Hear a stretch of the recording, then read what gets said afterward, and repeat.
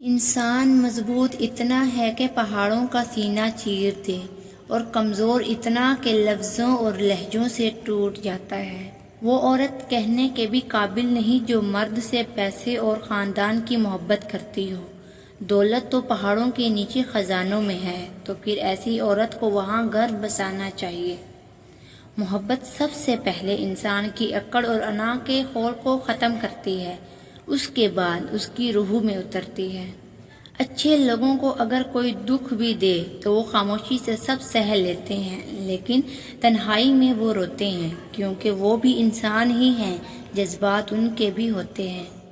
میں نے کچھ ایسا مانگ لیا تھا جو میرے حق میں بہتر نہیں تھا، ورنہ ایسا بھلا کیسے ہو سکتا ہے کہ میں آدھی آدھی راتوں کو اٹھ کر سسک کر رو رو کر اس اللہ سے کچھ مانگوں اور وہ نہ دیں۔ اگر اکڑ انسان میں تب تک رہتی ہے جب تک پکڑ نہیں ہوتی، جب پکڑ ہوتی ہے تو ساری اکڑ ٹوٹ جاتی ہے۔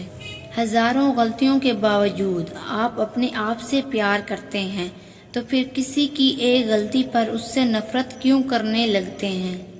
زیادہ محبت اور پرواہ کرنے والوں کے ہاتھ میں کچھ نہیں آتا، نہ رشتوں کی مٹھاس، نہ ان کا احساس، اور نہ ہی ان کی قدر کی جاتی ہے۔ پوچھا گیا کہ کیا طوائف کی نماز پڑھی جا سکتی ہے؟ جواب دیا گیا کہ طوائف کے ساتھ سونے والے کی پڑھی جا سکتی ہے، تو طوائف کی کیوں نہیں؟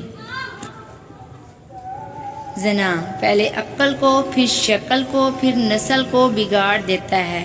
یا اللہ ہمیں ایسے گناہوں سے محفوظ رکھیں۔ مرد کو اپنا بنانا چاہتے ہو تو اس کا ایک ہی آسان نسخہ ہے، وہ یہ کہ مرد کے ساتھ بات کرتے ہوئے الفاظ کا چناؤ اچھا کریں۔